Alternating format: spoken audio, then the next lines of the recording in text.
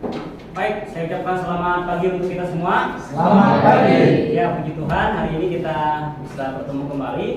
Seperti yang sudah saya janjikan beberapa minggu yang lalu, hari ini kita akan membahas tentang peralihan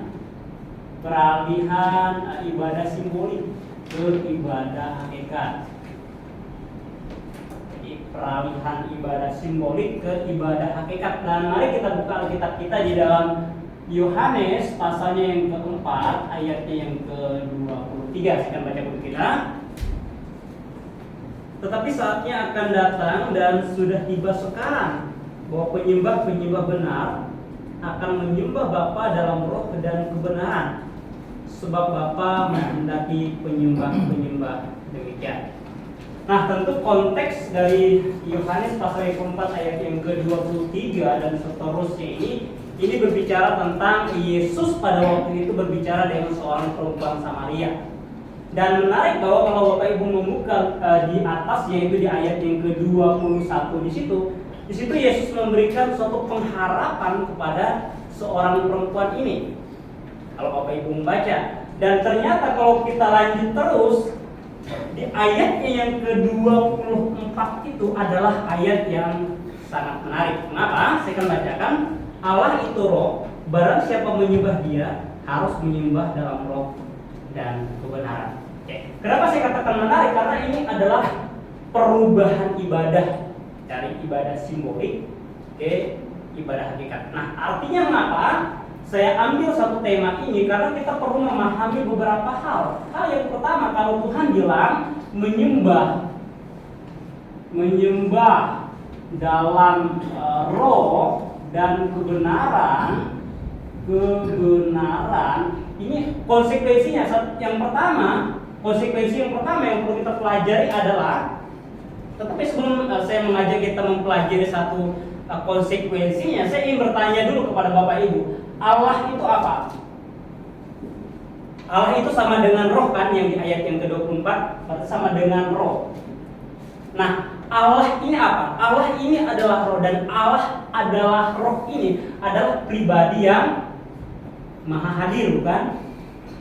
Ya tidak? Amin. Nah, jadi kalau Allah adalah roh dan Allah yang adalah roh ini adalah maha hadir, maka konsekuensi yang pertama adalah penyembahan yang benar harus dalam roh dan kebenaran itu tidak dibatasi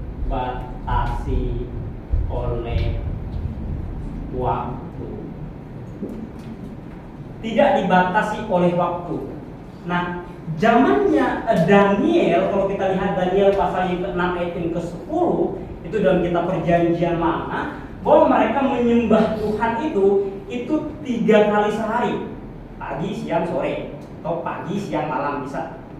Nah, mereka menyembah itu 3 kali sehari.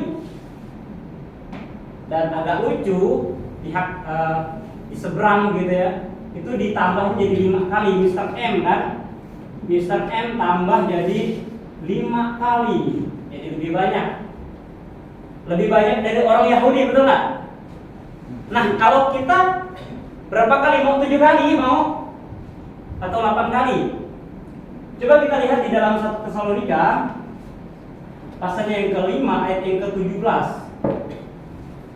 Di dalam surat 1 Tesalonika pasal yang ke-5 ayat yang ke-17 ini, Rasul Paulus berkata, berdoalah itu senantiasa atau setiap saat.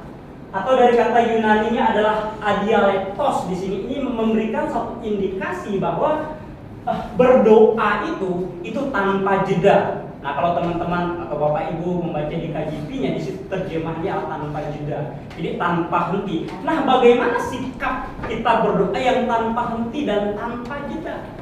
Apakah kita doa terus gitu kan, ngangguk-ngangguk terus setiap hari, setiap saat, setiap jam, kita tidak usah makan, kita tidak usah tidur, kita doa terus kan? Tuhan bilang berdoalah senantiasa.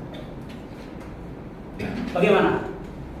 Nah, Bapak Ibu, saya ingin mengajak kita untuk berpikir bahwa sebenarnya yang Rasul Paulus ingin tekankan di sini adalah pada bentuk hati kita yang selalu tertuju pada Tuhan.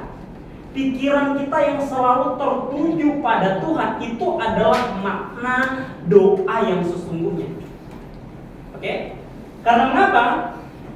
Karena ketika kita sudah diselamatkan, Roh Kudus hadir dalam hati kita. Itu dikatakan dalam 1 Korintus pasal yang ke-3 ayatnya yang ke-16, hati kita ini adalah bait Allah. Jadi setiap saat kita sebenarnya bisa menyembah. Oke, itu konsekuensi yang pertama. Konsekuensi yang kedua adalah kalau menyembah dalam roh dan kebenaran, ini artinya tidak dibatasi tempat. Oke, tidak dibatasi tempat. Nah, kalau di dalam kitab Perjanjian Lama itu ada satu hari perayaan, yaitu namanya Yom Kippur. Yom Kippur. Nah, Bapak Ibu, Yom Kippur, hari perayaan Yom Kippur itu Bapak Ibu tahu? Hari raya Yom Kippur adalah satu hari perayaan orang Yahudi atau hari perayaan pendamaian bagi mereka pada waktu itu, dan dilakukan setiap tanggal 10 bulan 7 atau bulan Tishri orangnya Yahudi pada waktu itu. Nah, tandanya apa? Nah, tandanya adalah, saya beri ini adalah anggap ini bait suci.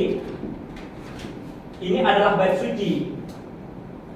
Bait suci ini dan tanda dari kegiatan mereka pada hari Yom Kippur itu adalah ada seorang imam besar yang menyembelih domba, dan dia masuk ke dalam ruang Maha Kudus. Nah, di dalam kemah ataupun bait suci ini ada beberapa ruangan. Ada ruangan pelantaran, ada ruang Maha Kudus, dan ruang Maha Kudus dan ruang-ruang yang lain itu dipisahkan oleh tabir dari bait suci itu. Nah, jadi yang boleh masuk adalah imam besar, tidak boleh sembarang orang. Kenapa? Karena imam besar ini dia membawa darah domba itu menyimbolkan pengorbanan Yesus untuk dosa manusia. Jadi imam besar ini adalah simbol, dia membawa pendamaian antara manusia dengan Allah. Manusia dan Allah itu tidak bisa bersama-sama, itu karena dosa, dan dosa itu harus diselesaikan, dan penyelesaian dosa itu harus dilakukan oleh pribadi Allah itu sendiri. Oleh sebab itu, satu hal menarik adalah ketika Yesus mati di atas kayu salib, dia berkata sudah selesai, dan setelah itu dia mati dan terjadi gempa bumi pada waktu itu, dan tabir bait suci ini terbelah. Tabir bait suci ini terbelah, ini maknanya apa? Artinya Tuhan tidak memakai lagi bait suci, dan maknanya untuk seorang imam ini apa? Tuhan tidak lagi memakai imam ini sebagai perantara kita dengan Tuhan. Karena apa? Karena Tuhanlah hakikatnya. Tuhanlah pribadi yang menjadi imam besar kita sesuai dengan Ibrani. Dan kita Ibrani katakan Tuhan itu adalah imam besar kita. Dan kita saat ini kita bisa akses kapan saja itu karena kita menjadi anak-anak Allah sesuai dengan Yohanes pasal yang pertama ayat yang ke-12. Ketika kita terima Yesus sebagai Tuhan dan Juru Selamat kita menjadi anak-anak Allah. Dan kalau kita sudah jadi anak Allah, maka ahli warisnya itu kita dapat. Amin. Nah, jadi di dalam 1 Petrus pasal yang ke-2 ayat yang ke-9 berkata bahwa kita ini adalah imam untuk diri kita sendiri. Artinya bahwa sekarang kita menyembah di dalam roh dan kebenaran, kita tidak terikat oleh waktu dan tempat, dan kita bisa menyembah kapan saja. Amin. Amin. Baik, demikian.